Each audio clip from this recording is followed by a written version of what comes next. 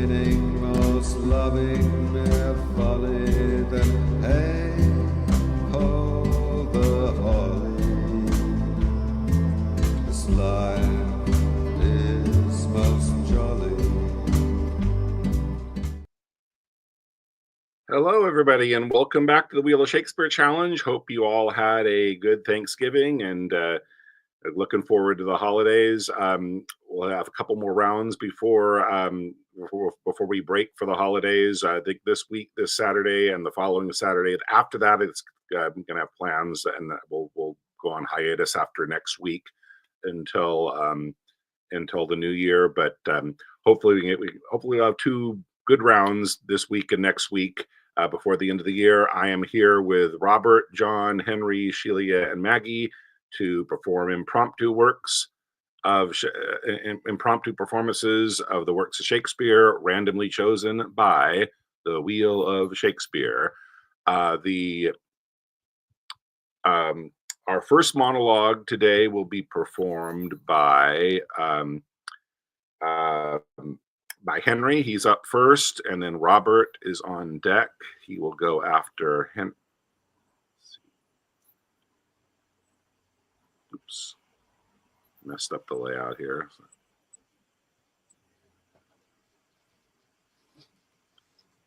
There we go. Okay, so we'll spin for Henry. Henry is going to perform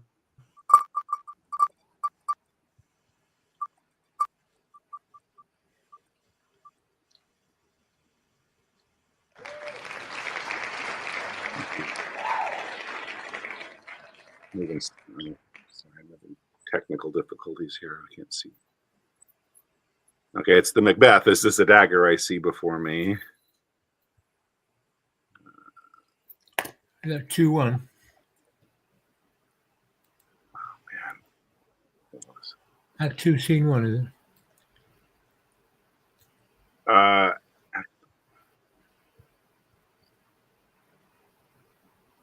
I believe Act 2, Scene 1. Is this a dagger I see? Okay, let me create the banner. Okay, got it.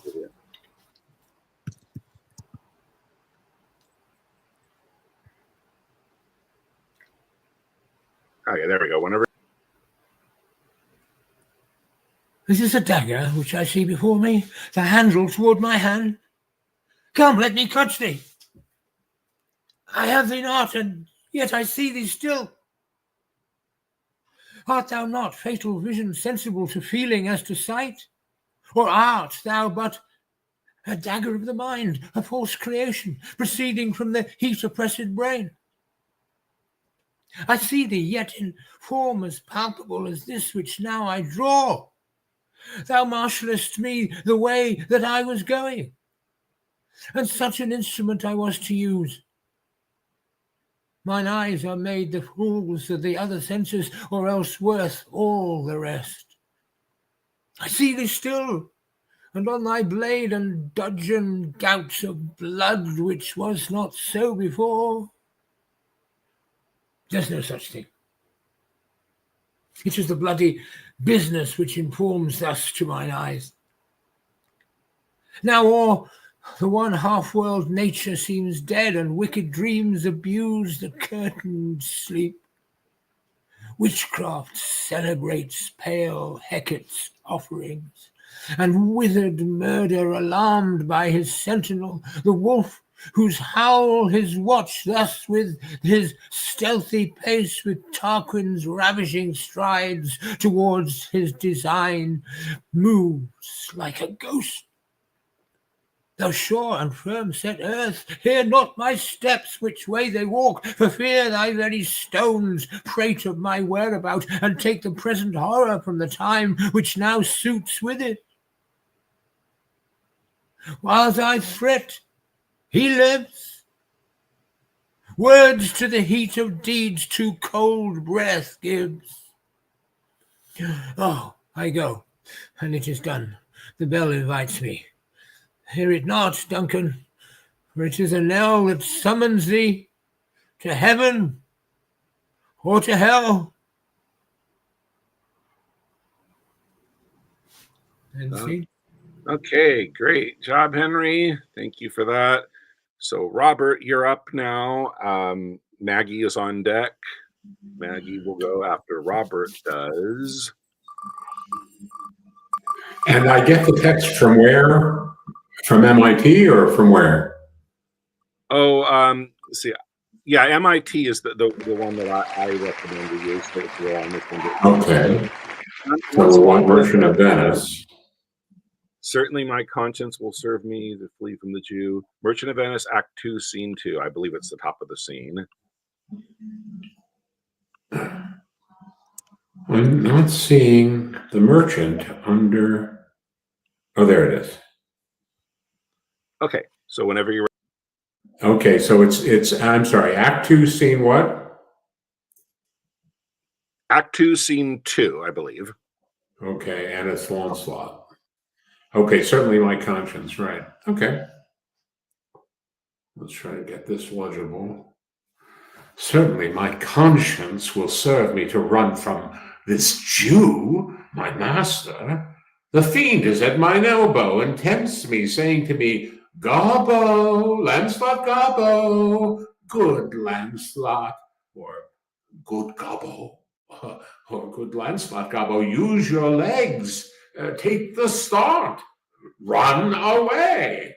My conscience says, no, take heed, honest Lancelot, take heed, honest Gobbo, or as aforesaid, honest Lancelot Gobbo, do not run, scorn running with thy heels. Well, the most courageous fiend bids me pack.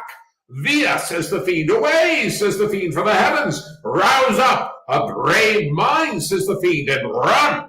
Well, my conscience, hanging about the neck of my heart, says very wisely to me, my honest friend Lancelot, being an honest man's son, or rather an honest woman's son, for indeed my father did something smack, something go to, he had a kind of taste. Well, my conscience says, Lancelot, budge not. Budge, says the fiend. Budge not, says my conscience. Well, conscience, say I, you counsel well. Fiend, say I, you counsel well. To be ruled by my conscience, I should stay with the Jew, my master, who, God bless the mark, is a kind of devil. And to run away from the Jew, I should be ruled by the fiend, who, saving your reverence, is the devil himself. Certainly the Jew is the very devil uncarnal, and in my conscience is but a kind of hard conscience to offer to counsel me to stay with the Jew. The fiend gives the more friendly counsel. I will run, fiend. My heels are at your command. I will run.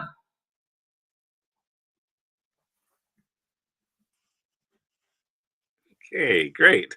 I haven't seen that one in a while. No, that was good job with it. Let's see. So Maggie is up now, and then I am on deck. I will go after Maggie does.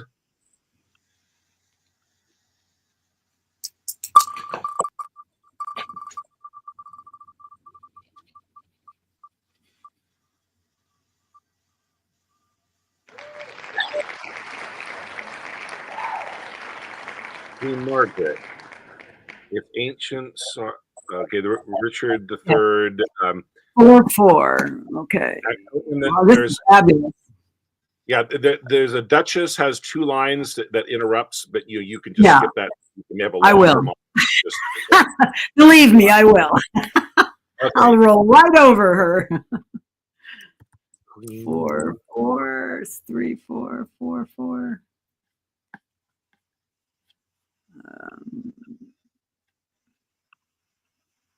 Whoops, where am I? Sorry. I think it's very. I believe if ancient sorrow is how that. Yes. It's right after somebody has said, "Oh, who else would have so many?" She says, "Who has more cause than I to mourn?" Okay, I have it. So whenever you're.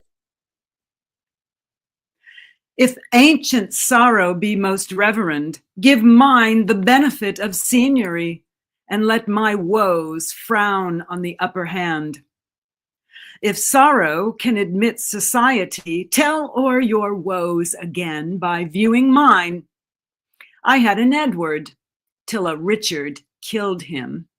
I had a Harry, till a Richard killed him. Thou hadst an Edward, till a Richard killed him. Thou hadst a Richard, till a Richard killed him. Thou hadst a Clarence too, and Richard killed him. From forth the kennel of thy womb hath crept a hellhound that doth hunt us all to death.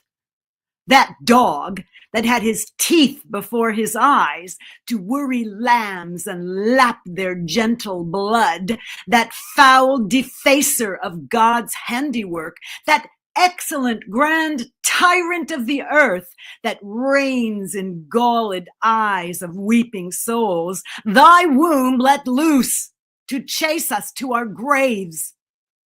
Oh, upright, just, and true disposing God, how do I thank thee that this carnal cur preys on the issue of his mother's body and makes her pew fellow with others moan. Bear with me. I am hungry for revenge, and now I cloy me with beholding it. Thy Edward, he is dead that stabbed my Edward. Thy other Edward dead to quit my Edward. Young York, he is but boot, because both they match not the high perfection of my loss. Thy Clarence, he is dead that killed my Edward, and the beholders of this tragic play, the adulterate Hastings, Rivers, Vaughan, Grey, untimely smothered in their dusky graves. Richard yet lives, hell's black intelligencer, only reserved their factor to buy souls and send them thither. But at hand, ensues his piteous and unpitied end. Earth gapes, hell burns, fiends roar, saints pray to have him suddenly conveyed away. Cancel his bond of life, dear God, I pray, that I may live to say, the dog is dead. Thank you. Okay, great job, Maggie. And great monologue, great performance. Okay, it is my turn now, and then John is on deck.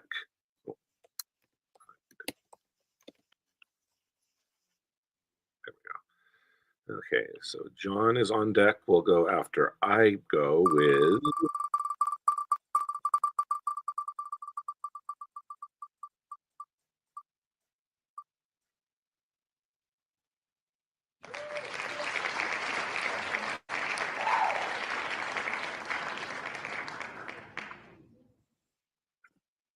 Hamlet, Alas, Poor Yorick.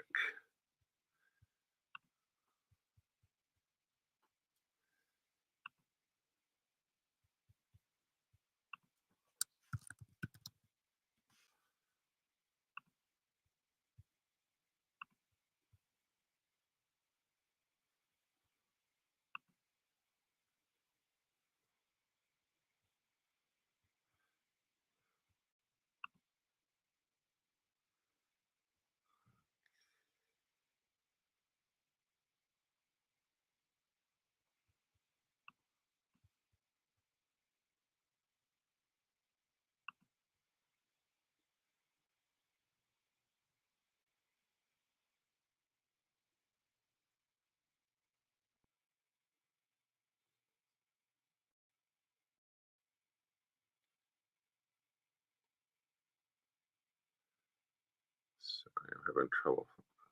Everything is lagging so much on my computer today.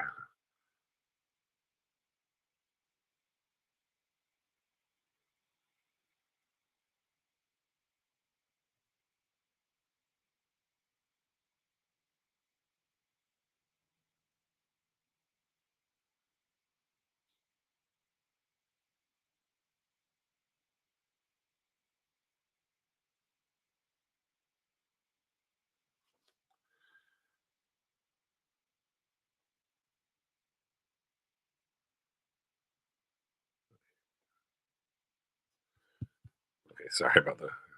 Finally found it.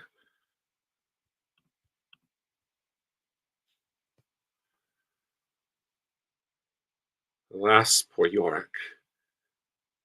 I knew him, Horatio, a fellow of infinite jest, the most excellent fancy. He hath borne me on his back 1,000 times, and now how abhorred in my imagination it is. My gorge rims at it. Here hung those lips that I have kissed I know not how oft. There be your jibes now, your gambols, your songs, your flashes of merriment, that were wont to set the table on a roar. Not one now to mock your own grinning. Quite chapfallen. Now get you to my lady's chamber and tell her that her paint an inch thick to his favorite she must come. Make her laugh at that. Prithee, Horatio, tell me one thing.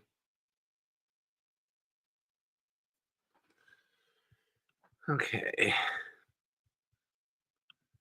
So we have we still have John and then Sheila to go, and then we will spin the wheel for scenes for the 6 of us. Okay, so John, your monologue is going to be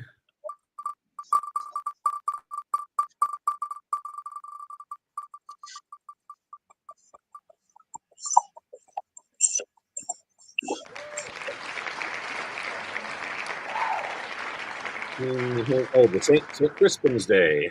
Awesome.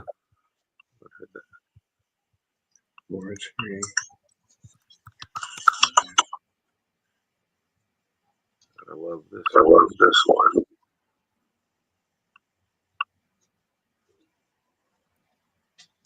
That's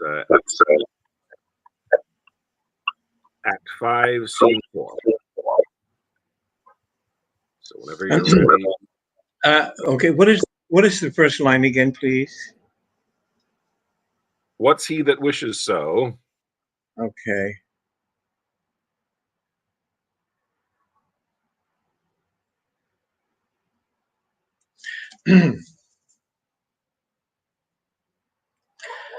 What's he that wishes so?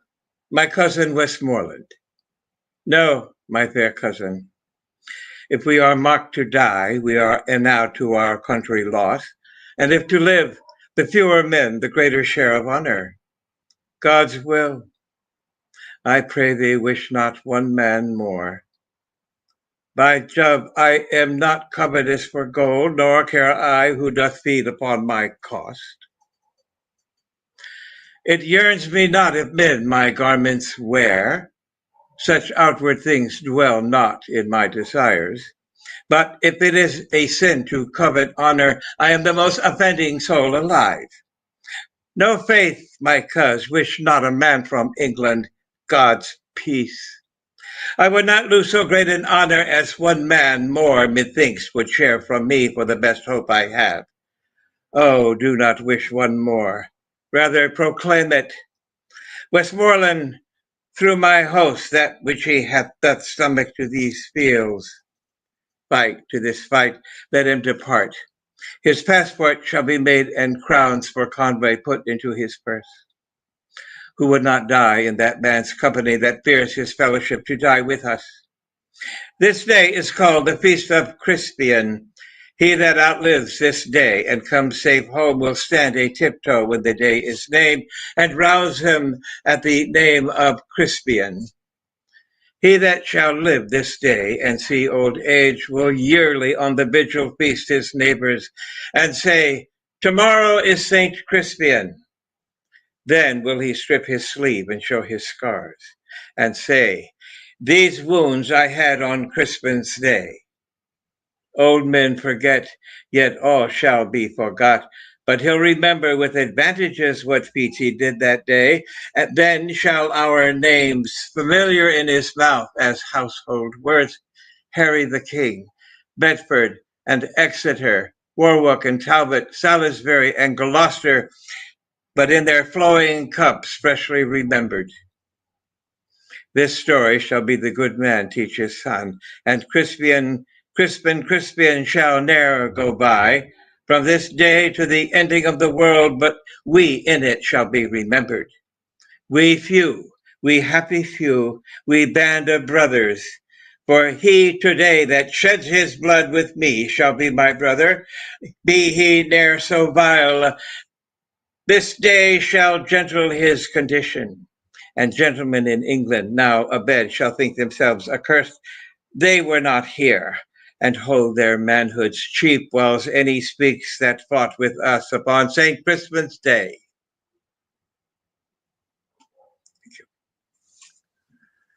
Great. Thank you, John. So our last monologue before we spin the wheel for scenes will be Shelia's, and she's going to do...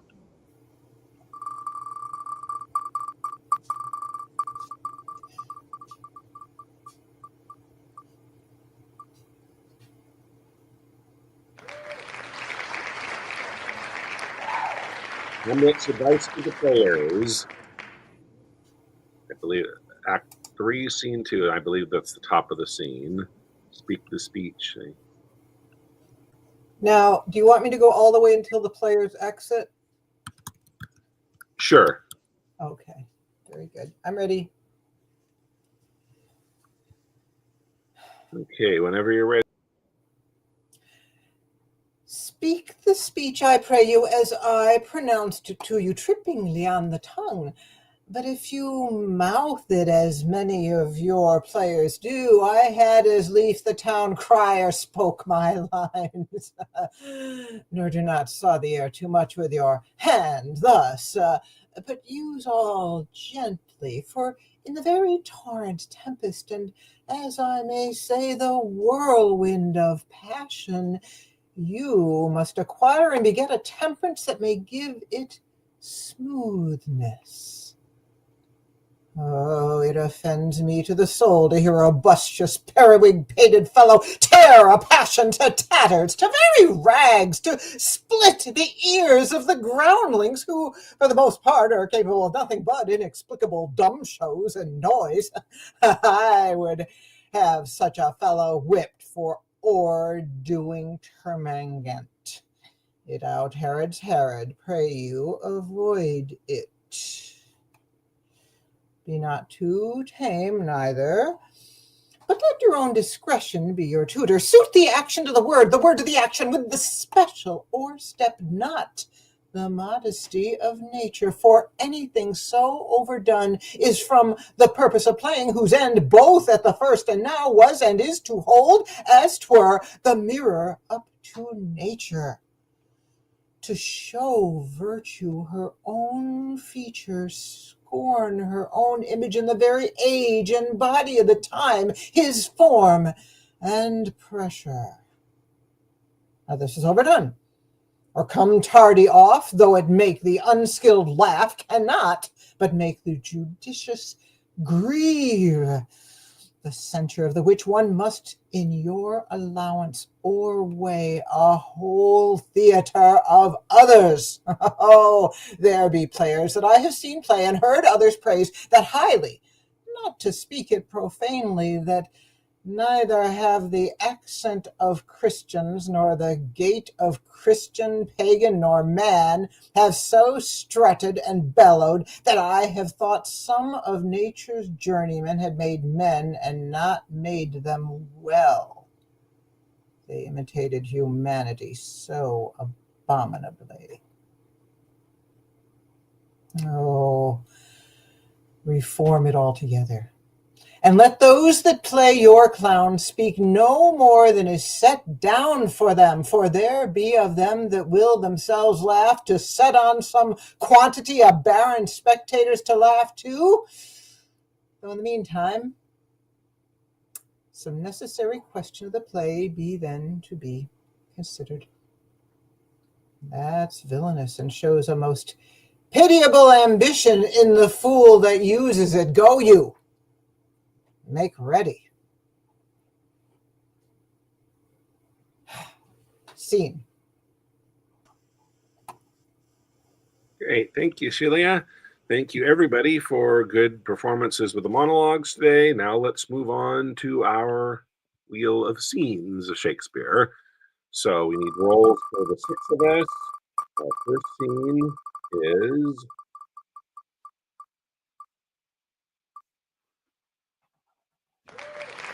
All's Well that Ends Well, Act 2, Scene 1, the King and Helena. I think this is where she makes the bargain, says, I can heal you, and he tells her what reward she can expect if she does. And we have the Tempest, Sleeping, Ferdinand and Miranda, where they're falling in love.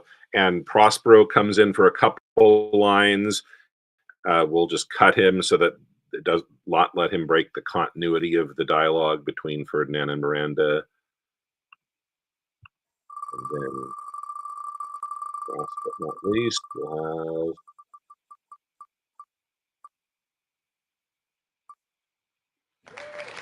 have women of the school. I believe it's the meter. So Petruchio and Catherine. Okay, so again, the 6 roles and the order that we performed in will be the order in which we get to choose from the roles of the King or Helena in Act 2, Scene 1 of All's Well That Ends Well, Ferdinand or Miranda in The Tempest, Act 3, Scene 1, Petruchio and Catherine in Taming of the Shrew, Act 2, Scene 1. And the first choice, again, who went first? It's Henry. So Henry gets the first choice amongst those. What would you like to do, Henry? I'll do All's Well, the King. Okay, Henry is going to be the King.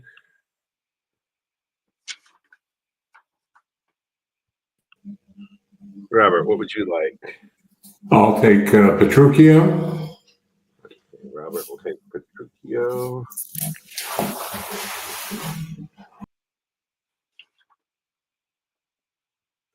Maggie. I will play to Henry and All's Well, Helena. Okay, you'll be Helena. So I'll start with Henry and Maggie. And then, okay, my turn to choose.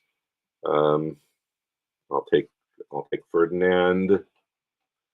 So there's Miranda and Catherine are left. John, you want to be Miranda to my Ferdinand or Catherine to Robert's Petruchio? Let me do a Catherine, I think. Okay. Yeah, I don't know. Whatever. Okay, so that leaves. So first we'll have Henry and Maggie being the King and Helena in All's Well That Ends Well, Act 2, Scene 1. Then we'll have myself and Shelia will be Ferdinand and Miranda, Act 3, Scene 1, and then we'll have Robert and John being Petruchio and Catherine. So let's see. We have that's Henry and Maggie. Let me create the banner for you guys.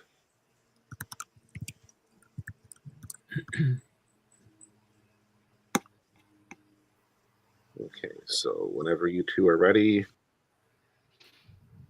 You're at about 106, Henry, approximately.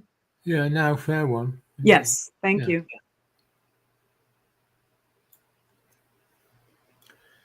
Now, fair one, does your business follow us? Aye, my good lord. Gerard de Narbonne was my father. In what he did profess, well found. I knew him. The rather will I spare my praises toward him. Knowing him is enough.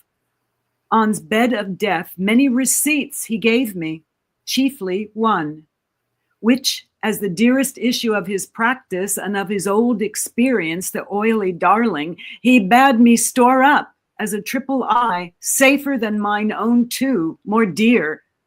I have so.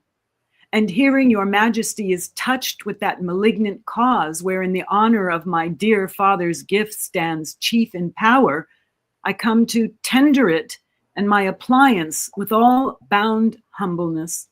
Well, we thank you, maiden, but may not be so credulous of cure, when our most learned doctors leave us and the congregated college have concluded that labouring art can never ransom nature from her inaidable estate.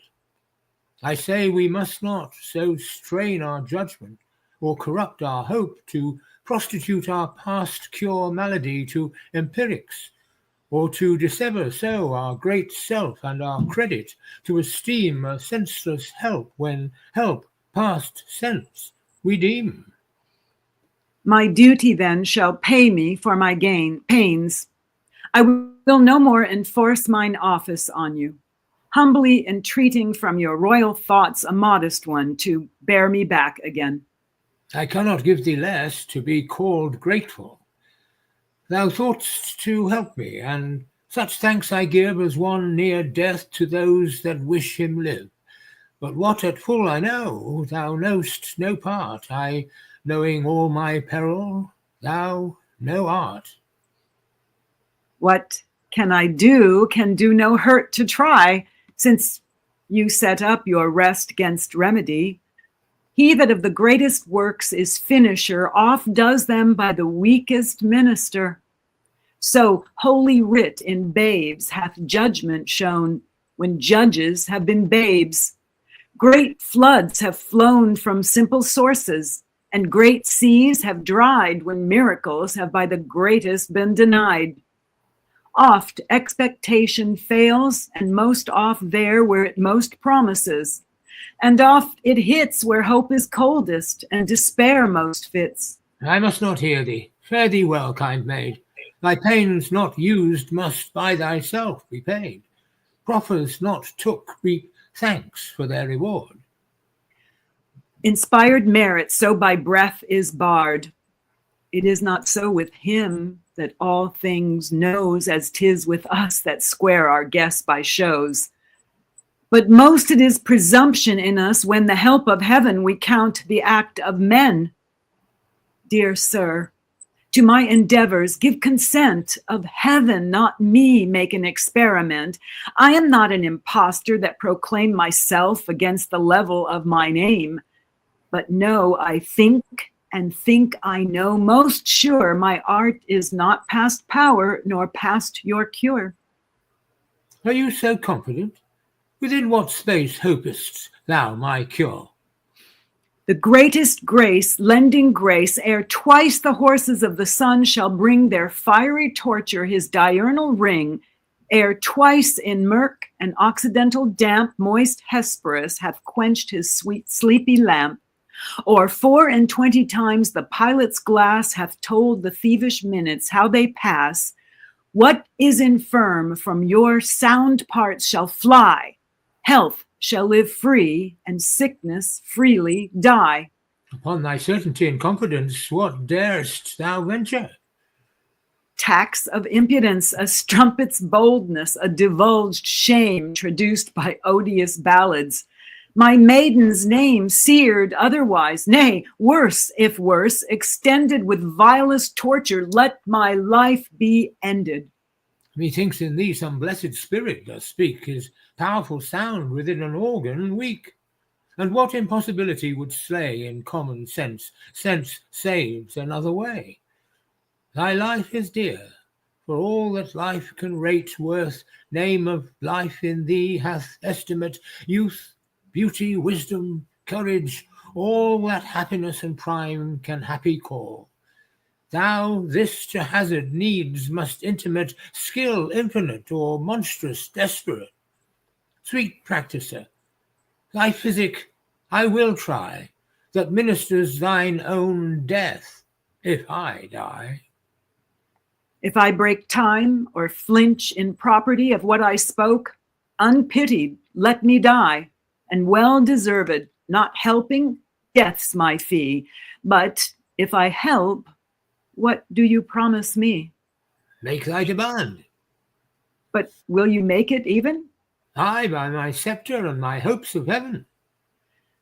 Then thou shalt give me with thy kingly hand what husband in thy power I will command. Exempted be from me the arrogance to choose from forth the royal blood of France, my low and humble name to propagate with any branch or image of thy state, but such a one, thy vassal, whom I know is free for me to ask, thee to bestow. Here is my hand. The premises observed, thy will be by my performance shall be served. So make the choice of thine own time, for I, thy resolve and patient, on thee still rely. More should I question thee, and more I must, though more to know could not be more to trust, from whence thou camest, how tended on. But rest unquestioned, welcome, and undoubted blessed. Give me some help here. Oh, if thou proceed as high as word, my deed shall match thy meed.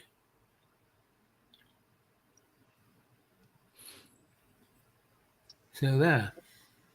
Okay, good job, you two. So that was great. So now we have Ferdinand and Miranda, which are going to be myself and Sheila. Then we have Petruchio and Catherine scene, and Eleanor just joined us. So we'll come after we finish the 3 scenes. We'll come back to her, let her do a monologue. Okay. So again, this is the scene where Prospero is watching us from a distance, and he comments. So just ignore that, so we don't let that break our continuity. So you ready to go? Yes. Did you want to take me out for the beginning, or is that a little too complicated? Oh yeah, sure. I'll put the focus on myself.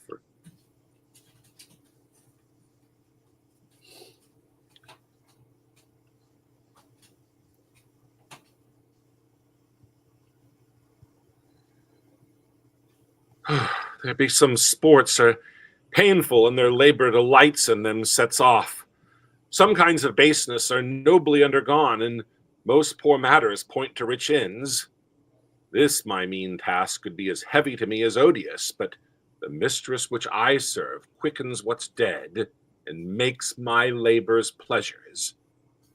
Oh, she is 10 times more gentle than her father's crabbed, and he's composed of harshness. I must remove some thousands of these logs and pile them up upon a sore injunction. My sweet mistress weeps when she sees me work, and says such baseness has never like executor. I forget, but these sweet thoughts do even refresh my labors. Most busy less when I do it.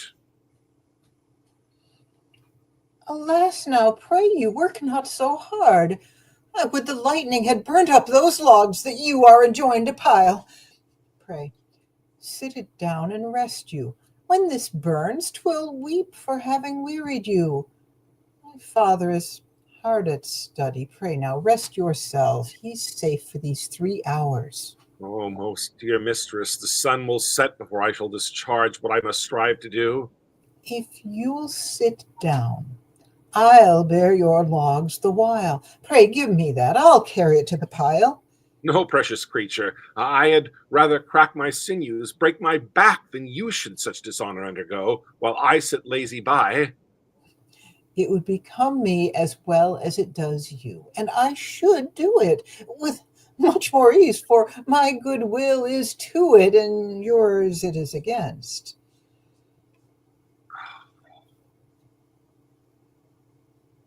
Oh, you look wearily. No, noble mistress, 'tis fresh morning with me when you are by at night. I do beseech you, chiefly that I might set it in my prayers. What is your name? Miranda. Oh, my father, I have broke your hest to say so. Admired Miranda, indeed the top of admiration, worth what's dearest to the world. Full many a lady I have eyed with best regard, and many a time the harmony of their tongues hath into bondage brought my too diligent ear. For several virtues have I liked several women, never any with so fun soul, but some defect in her did quarrel with the noblest grace she owed, and put it to the foil. But you, oh you, so perfect and so peerless, are created of every creature's best. I do not know one of my sex. No woman's face remember, save from my glass, mine own. Nor have I seen more than I may call men than you, good friend. My dear father, how features are abroad I am skilless of. By my modesty, the jewel is in my dower. I would not wish any companion in the world but you. Who can imagine form, a shape besides yourself to like of?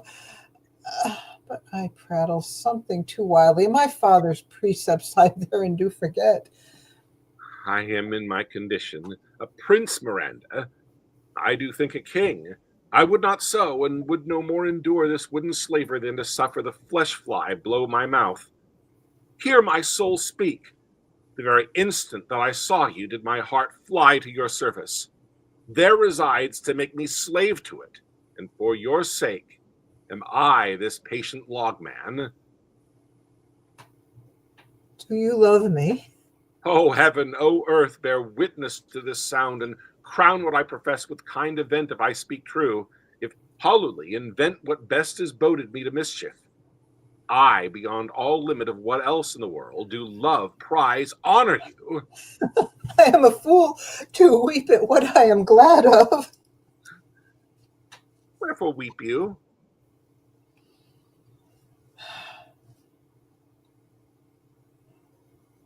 Mine unworthiness, that dare not offer what I desire to give, and much less take what I shall die to want.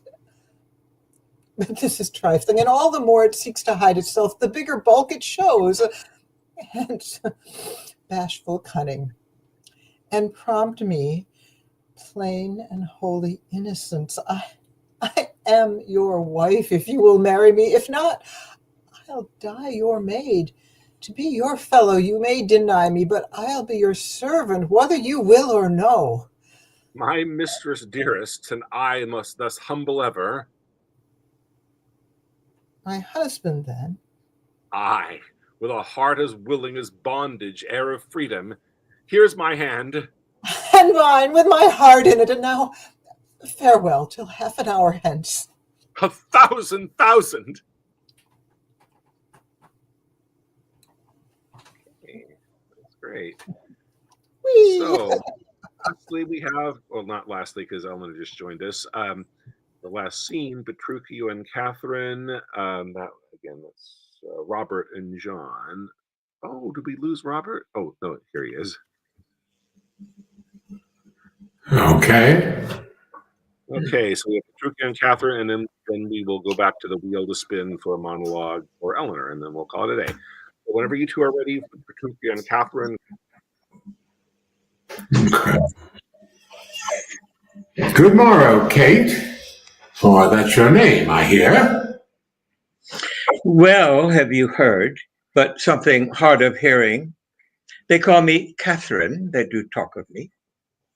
You lie in faith, for you are called plain Kate, and bonny Kate, and sometimes Kate the Cursed, but Kate, the prettiest Kate in Christendom, Kate of Kate Hall, my super dainty Kate, for dainties are all Kates, and therefore Kate, take this of me, Kate of my consolation, hearing thy mildness praised in every town, thy virtue spoke of, and thy beauty sounded, yet not so deeply as to thee belongs, myself am moved to woo thee for my wife. Moved in good time. Let him that moved you hither remove you hence.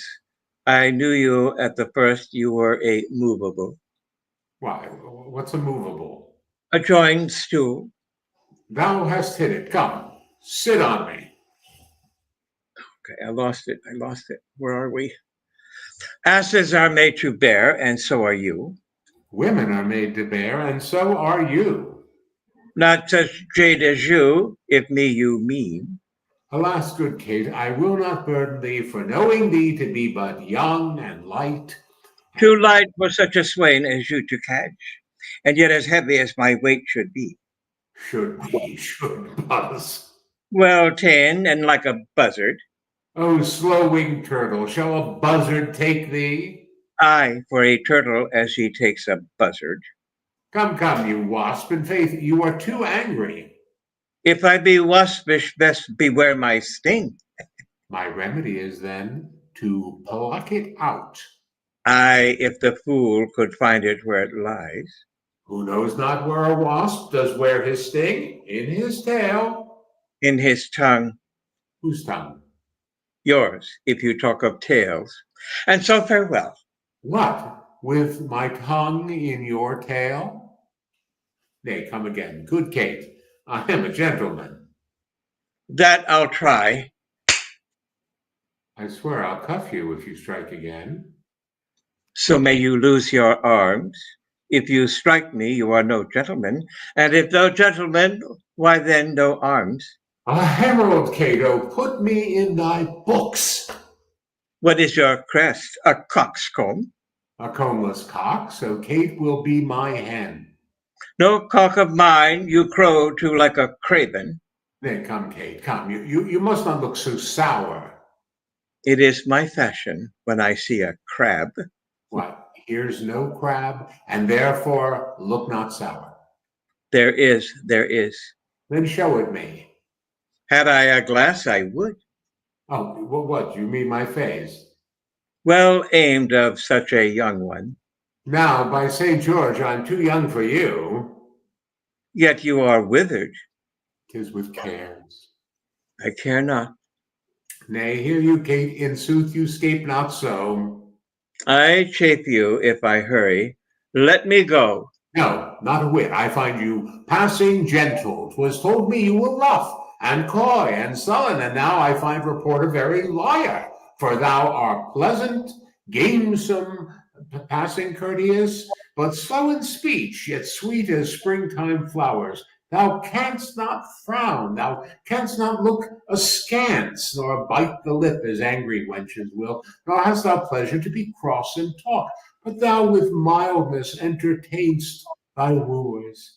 With gentle conference, soft and affable. Why does the world report that Kate doth limbo? Slanderous world! Kate, like the hazel twig, is straight and slender, and brown in hue as hazelnuts, and sweeter than the kernels. Oh, let me see thee walk. Thou dost not halt. Go, fool, and whom thou keepst command. Did ever Dian so become a grove as Kate, this chamber with her princely gate? Oh, be thou Dian, and let her be Kate, and then let Kate be chaste, and Dian sportful. Where did you study all this goodly speech? It is extempore from my mother wit. A witty mother, witless else her son. Am I not wise? Yes, keep you warm. Marry, so I mean, sweet Katharina, in thy bed, and therefore, setting all this chat aside, thus in plain terms, your father hath consented that you shall be my wife, your dowry agreed on, and will you, nill you, I will marry you. Now, Kate, I am a husband for your turn, for by this light whereby I see thy beauty that doth make me like thee well, thou must be married to no man but me, for I am he, am born to tame you, Kate, and bring you from a wild Kate to a Kate conformable as other household Kates. There, here comes your father. Never make denial. I must and will have Katharina to my wife.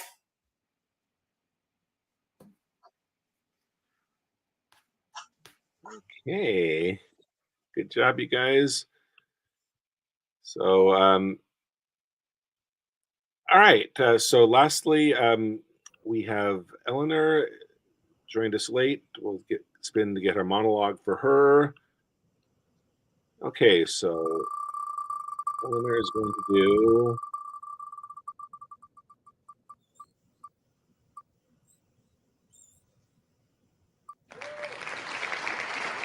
Constance in King John, Act Scene 1, War, No Peace. Act 3, Scene 1.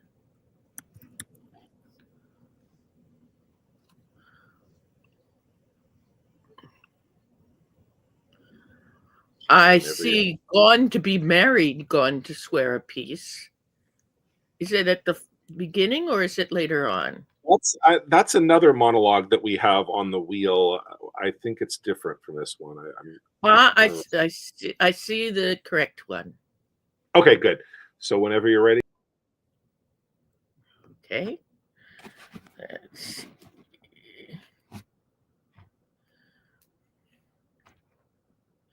War. War. No peace. Peace is to be a war. Oh, Limoges. Oh, Austria, thou dost shame that bloody spoil. Thou slave, thou wretch, thou coward, thou little valiant, great in villainy, thou ever strung upon the stronger side. Thou fortune's champion that dost never fight, but when her humorous ladyship is by to teach thee safety. Thou art perjured too, and soothest up greatness. What a fool art thou, a ramping fool, to brag and stamp and swear upon my party, thou cold-blooded slave. Hast thou not spoke like thunder on my side, been sworn, my soldier, bidding me depend upon thy stars, thy fortune, and thy strength, and dost thou now fall over to my foes?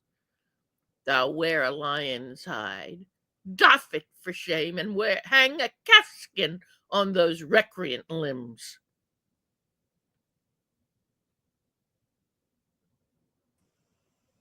Okay, thank you, Eleanor. Thank you, everybody, for your good performances today. As I mentioned at the beginning, we took the last week off for Thanksgiving. Hope everybody had a great holiday. Wishing happy holidays for the coming holiday season. We'll do one more round before it's going to get too close to the holidays, and then we'll just after next week we'll be on hiatus till the new year. So hopefully we'll have another good round next week. And in terms of holidays, I also almost forgot. Happy Pearl Harbor Day, everybody. That's the day today. And good performances today. Again, everybody, look forward to seeing you guys same time next week for the Wheel of Shakespeare Challenge. I'll see you guys then. Bye now.